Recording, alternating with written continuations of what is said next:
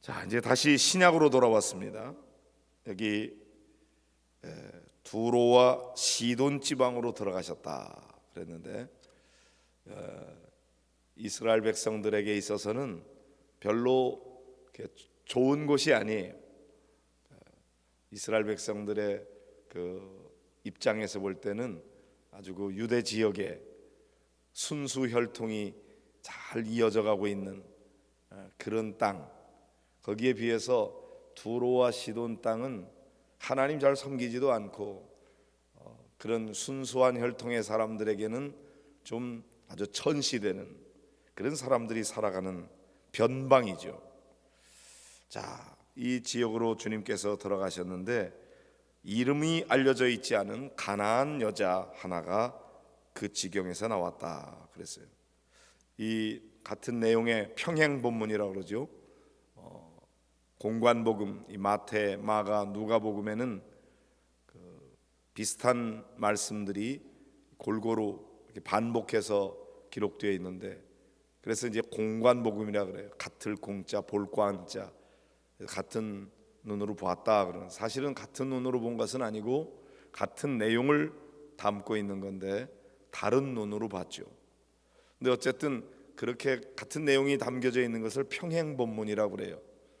오늘 여기 나와 있는 마태복음 15장에 있는 말씀은 마가복음 7장에도 기록되어 있는데, 여기에는 가나안 여자라고 기록되어 있지만 마가복음에는 그 여인이 수로보닉의 족속이었다 이렇게 표현되어 있습니다. 어쨌든 이름은 안 나와요.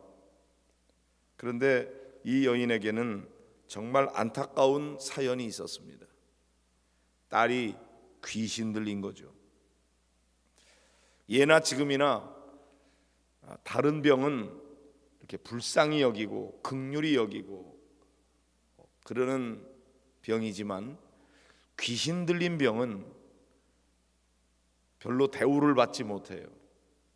어떻게 보면 다른 병보다도 훨씬 더 비참한데, 그런데 뭐 다리가 아프다든지 팔이 아프다든지 뭐 머리가 아프다든지 어떤 암에 걸렸다든지 그런 질병들은 사람들이 다 불쌍히 여기면서 더 이렇게 기도하지만, 귀신 들렸다 이런 병은 별로 가까이 하고 싶지 않고 사람을 인격적으로 대해주질 않습니다.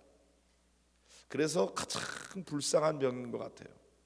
정신병, 특별히 악한 영이 들어서 그래서 사람답게 살지 못하는 겁니다. 몸은 멀쩡한데 귀신 들려가지고, 그것도 흉악히 귀신이 들렸다고 했어요.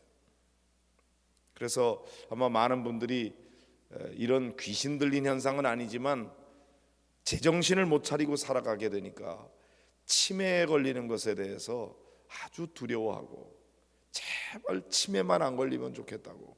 특별히 어르신들 같은 경우에는 신방을 해보면은 제일 많은 기도 제목 중에 하나가 치매에 걸리지 않게 해달라 그래요. 치매에 걸린 사람은 같이 살 수가 없고 제정신으로 하는 게 아니니까. 그런데 딸이 귀신 들렸으니 얼마나 이 어머니의 마음이 애절하겠습니까? 그래서 이 여인이 예수님께 가까이 나오지도 못하고 아마 소리를 지르면서 도와달라고 외치고 있습니다. 이 여인의 기도는 주 다윗의 자손이여 나를 불쌍히 여기소서, 내 딸이 흉악하게 귀신 들렸나이다. 다윗의 자손이라고 하는 것은 단순한 다윗의 후손이라는 의미가 아니라 다윗의 자손으로 태어나게 될 메시아, 그렇게 예언되어 있는 메시아에 대한 신앙 고백이죠. 나는 당신을 다윗의 자손으로 믿습니다. 당신은 하나님께서 우리를 구원하기 위해서 보내실 바로 그 예언된 메시아이십니다. 이런 믿음의 고백이 담겨져 있는 말입니다. 자, 주 다윗의 자손이여 나를 불쌍히 여기소서, 내 딸이 흉악하게 귀신 들렸나이다. 그런데 충분히 예수님께서 그 말씀을 들으실 수 있을 만큼 큰 소리로 부르짖었는데도 불구하고 예수님께서는 한 말씀도 대답하지 않으셨다. 대꾸를 안 해요. 아예 들은 채도 안 해요. 제자들이 예수님께 와가지고 예수님, 저 여자가 우리 뒤에서 소리를 지릅니다. 그를 보내소서. 그러니까 소리 지르는 것을 말리지도 않고 뭐라고 대꾸도 안 하고 완전히 무관심한 것처럼 예수님이 행동을 하셨어요. 평소 같으면은 그렇지 않으셨는데 이상하게 이 여인에 대해서는 예수님께서 그렇게 행동을 하셨어요. 제자들이 이 여인이 더 이상 가까이 오지 못하도록, 더 이상 부르짖지도 못하도록, 기도도 못하도록 기도하지 마! 그렇게 막는 거죠. 여러분, 우리가 마음껏 기도할 수 있다는 게 얼마나 놀라운 은혜요 축복인지. 내가 하나님 앞에 말씀드리고 싶은 말씀을 마음껏 토로할 수 있다는 것이 은혜요 축복입니다. 그런데 때때로 사람들이 기도 못하게 만들어요. 어떤 경우는 반대가 있어요. 우리가 너무 기도를 안 하니까 세상 사람들이 너 좀 기도 좀 해라 그런 경우가 있어요. 예? 요나서에 보면은 그 풍랑이 일어났을 때 그 원인은 요나에게 있었는데 정작 요나 자신은 배 밑에 들어가서 거기서 잠자고 있어요. 그러니까 다른 사람들이 배가 막 풍랑에 뒤집힐 것 같으니까 물건을 막 바다에다 던지면서 막 자기의 신의 이름을 부르는데 이 사람 잠자고 있으니까 와가지고 야, 너 좀 너의 신의 이름을 좀 불러봐라. 기도 좀 해라. 이 어려운 상황에 너 어찌하여 이렇게 잠들어 있느냐. 책망하죠. 마땅히 기도해야 될 사람이 기도하지 않냐고 잠들어 있으면 너 기도 좀 하라고 그렇게 하는 경우가 있는데 지금 이 여인은 주님 앞에 와서 내 딸이 흉악하게 귀신 들렸습니다. 나 좀 불쌍히 여겨주십시오. 이렇게 기도하고 있는데 예수님의 제자라는 사람들이 기도하지 마. 조용히 해. 왜 자꾸 시끄럽게 굴어. 기도를 못하게 막으면서 예수님, 저 여자가 자꾸 와서 소리 지릅니다. 그를 보내세요.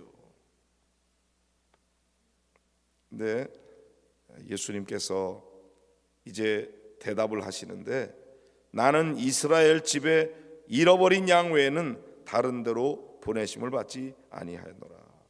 그러니까 이 여인은 가나안 여인, 그 여인은 유대인이 아니에요. 하나님 앞에 선택받은 사람들이 아니에요. 이스라엘의 사람이 아닌 거죠. 예수님께서 너는 이방 여자이기 때문에 나는 이방 여자를 위해서는 보냄받지 않았어. 이스라엘의 집 잃어버린 양 그들을 위해서만 내가 보냄을 받았지. 다른 데로는 보냄받지 않았어. 너는 이방 여인이기 때문에 나는 너를 도와주지 않을 거야. 차라리 그냥 아무 말 안 하는 게 나을 뻔했어요. 아무 소리 안 들었으면 상처가 들었어요. 그런데 기껏 말씀을 하신다는 것이 너는 이방 여자니까 나는 네 기도를 들어줄 수가 없어. 여러분, 이쯤 되면 기도를 포기해야죠.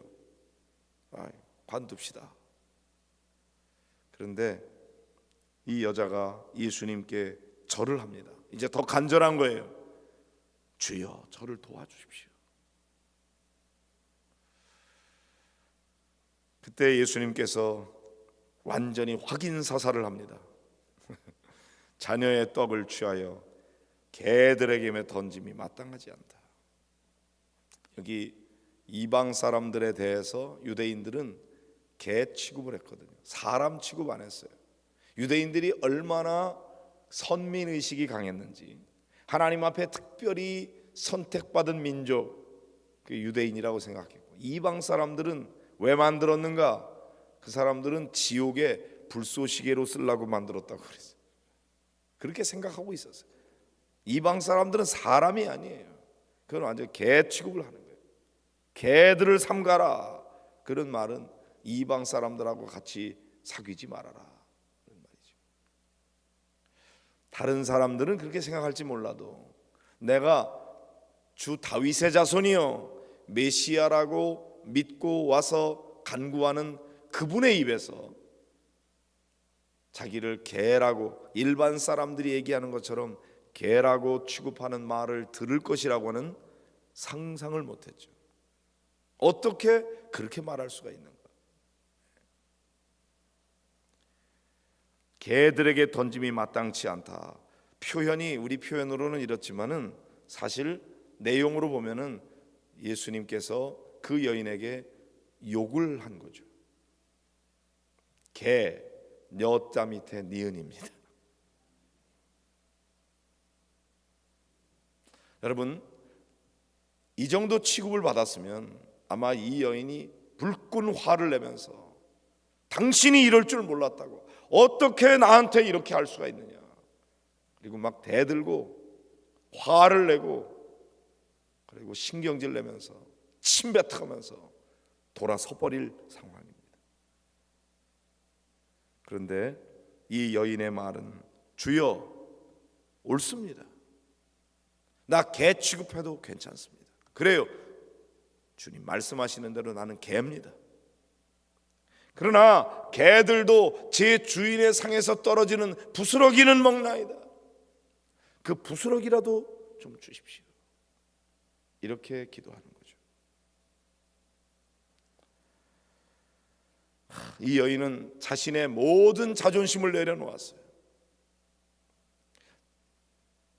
소리 지르는데도 불구하고 들은 채도 안 하더니 기껏 하신다는 말씀이 이스라엘의 집에 잃어버린 양 외에는 내가 보냄받지 않았다고 그렇게 거절을 하시더니 그래도 도와주세요. 그러니까 주인 이 자녀의 떡을 개들에게 던짐이 마땅치 않다. 이렇게 점점 더 심해지는 이런 상황 속에서 이 여인은 어떻게 자존심을 버리고 주님 옳습니다. 그래도 개들도 주인의 상에서 떨어지는 부스러기는 먹습니다. 그 부스러기라도 좀 주면 안 됩니까? 이 여인은 그냥 여인이 아니에요. 어머니예요, 어머니. 다른 사람들은 귀신 들린 이 딸 다 포기하고 인간 취급도 안 하고 버릴지도 몰라요. 그러나 엄마는 그럴 수가 없어요.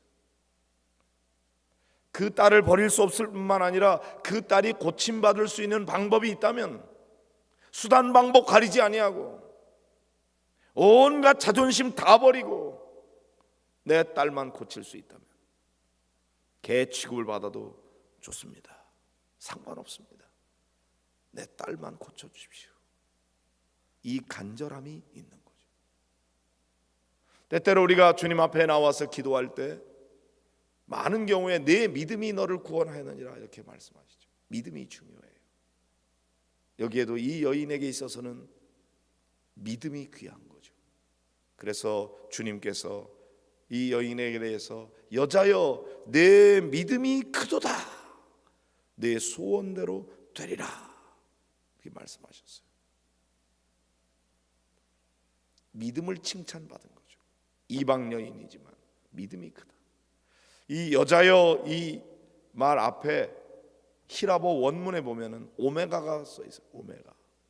오 여자여, 감탄하는 거예요. 예수님께서 그 여인의 믿음이 있는 줄 알고 그 여인을 시험했지만 와, 내가 이 정도 믿음을 가졌냐. 오 여자여, 내 믿음이 크도다.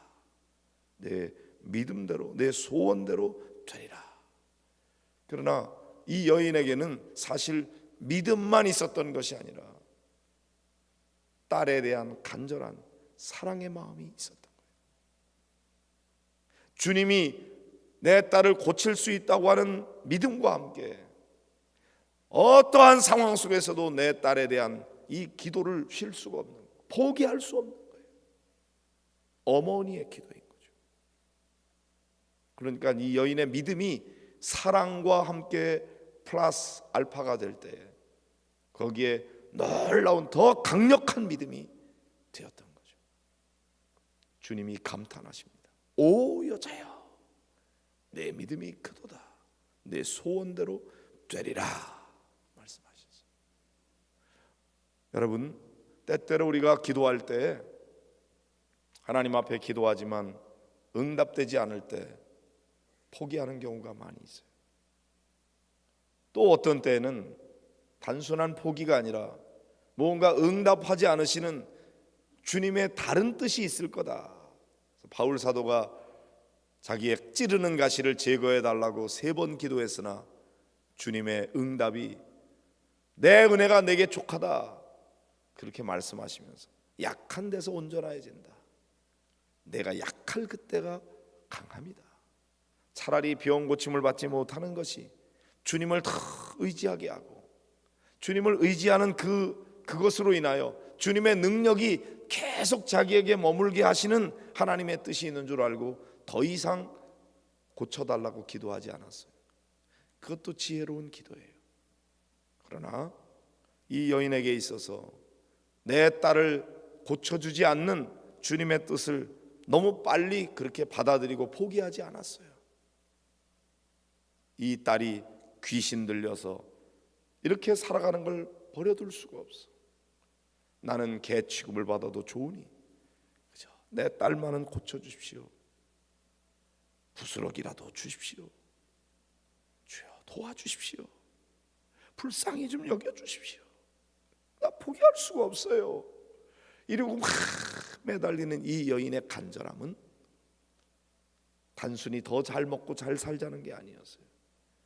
내 딸이 고침받아야 된다는 엄마의 간절한 눈물의 기도인 거죠. 그 마음의 중심이 열정을 가지게 만든 거예요.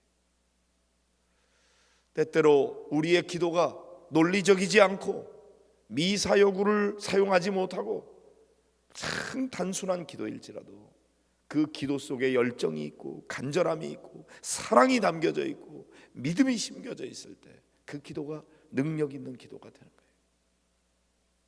오늘 이 가나안 여자, 이 기도의 사람, 이 여인을 통해서 우리가 배우는 것은 믿음과 함께 사랑으로 기도해야 된다는 거죠. 포기할 수 없는 거예요. 정말 우리 임상준 형제를 위해서도 늘 기도하고 계시는데 어쩌면 다른 사람은 포기할지 몰라도 엄마 아빠는 포기할 수 없어요.